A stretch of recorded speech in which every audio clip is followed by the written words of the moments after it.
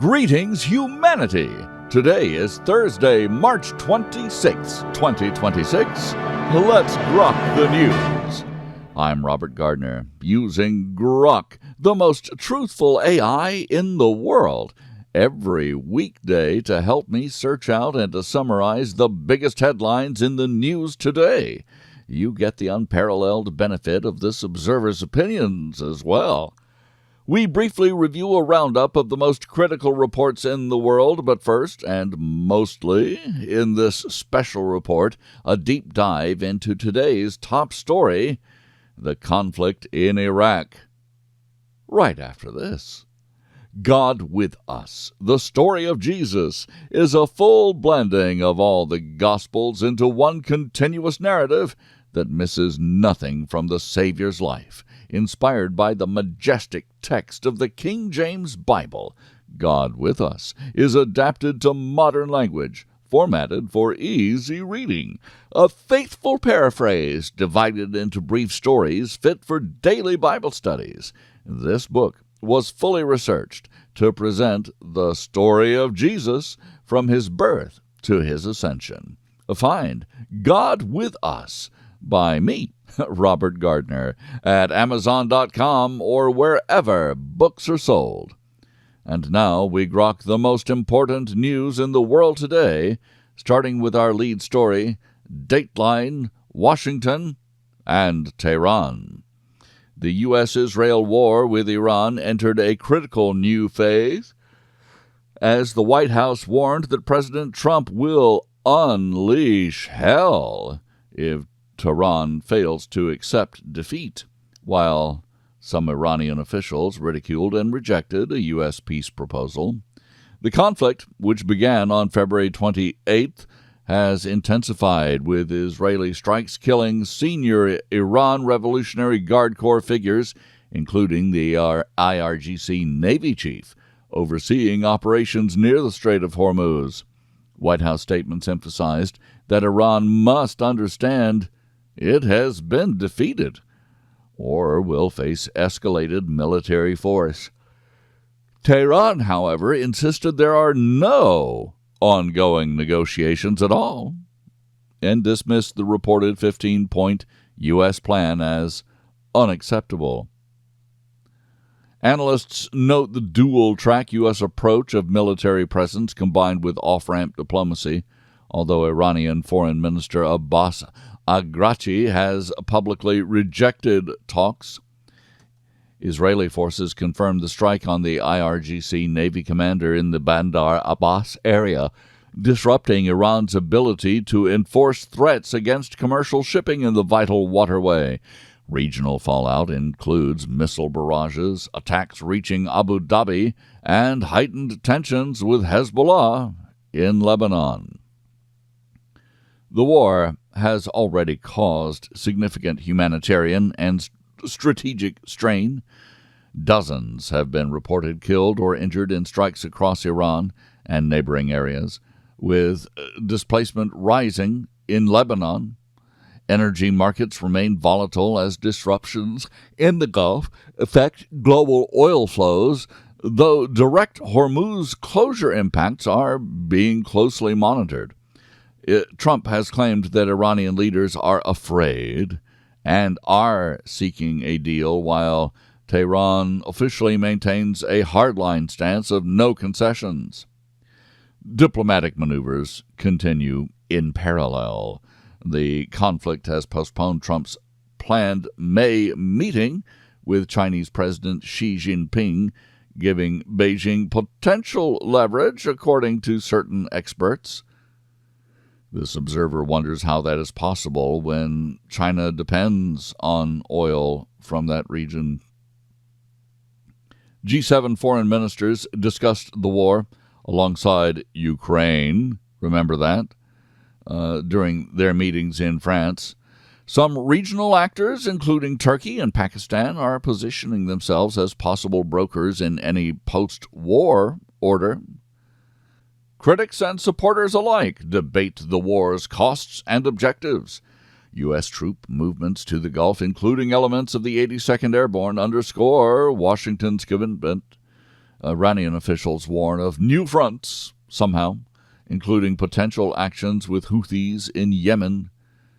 The White House defends its approach as necessary to end what it calls Iran's aggression, while humanitarian groups highlight the growing civilian toll and call for de-escalation. As of March 26th, the situation remains fluid, with both sides signaling ongoing resolve. But the coming days could determine whether military pressure forces a breakthrough or leads to still further escalation. International observers watch closely for any signs of back-channel talks or a decisive shift on the battlefield. This observer supposes that some kind of escalation is possible, particularly with various sleeper cells and what have you that Iran may have positioned around the world, even in the United States. Otherwise, what can Iran do without an air force, without missiles, and without a navy? Now, we grok the headlines from around the world. Dateline Manila and Dubai. Prolonged Middle East conflict has triggered a national energy emergency in the Philippines, with Southeast Asian nations implementing power-saving measures and transport workers striking over soaring fuel costs, as if their strike will make fuel costs go down. This observer does not understand labor unions. They don't seem to work on behalf of labor. Airlines are pushing for fare increases, while the UK faces warnings of weaker growth and higher inflation. Global aviation braces for turbulence as oil market ripples affect mortgages and travel. Dateline New Mexico and New York. A U.S. jury found Meta and YouTube liable in a landmark social media addiction and child safety trial, ordering millions in damages, with reports ranging from $6 million to $375 million. The verdict sparks debate on whether the era of impunity for big tech has ended, with campaigners hailing it as a major accountability moment. Without knowing specifics of this particular trial, this observer nevertheless is glad to see that big tech is getting something of a comeuppance. They've had it coming. Dateline New York, New York. Outrage erupted after a transgender migrant received only 6 months in jail for raping a teenager in New York. Critics slammed the lenient sentence as emblematic of broader failures in immigration enforcement and criminal justice. This observer would have to be paid an awful lot to go move to a big blue city. No way. Dateline Chicago. Mayor Brandon Johnson has doubled down on his defense of illegal immigrants amid ongoing national debates over border security and sanctuary policies. The mayor of Chicago has reinforced protections for undocumented residents in the city. Why not just call them illegal aliens? That's what they are. Dateline Washington and Cambridge. The U.S. Department of Education opened 2 new investigations into venerable Harvard University, targeting various practices at the institution amid continued scrutiny of elite higher education. Well-deserved scrutiny. Dateline Texas. Passengers reported positive experiences at various Texas airports as ICE officers assisted TSA screening at a major Texas airport. The deployment helped ease processing times amid widespread U.S. air travel disruptions due to congressional refusal to fund the TSA. Dateline New York. Ousted Venezuelan President Nicolas Maduro returned to Manhattan federal court to face narco-terrorism charges, marking a significant court appearance months after his abduction by U.S. forces. Dateline Canterbury in the UK. Sarah Mullally was enthroned as the first female Archbishop of Canterbury in a historic milestone after 1,400 years of male leadership in the Church of England. This observer sees this as just another sign of the times. Dateline Taipei. A former Taiwanese presidential hopeful was sentenced to 17 years in prison for corruption in a high-profile conviction that underscores ongoing political accountability efforts in the island nation, still considered a territory by mainland China. Dateline India.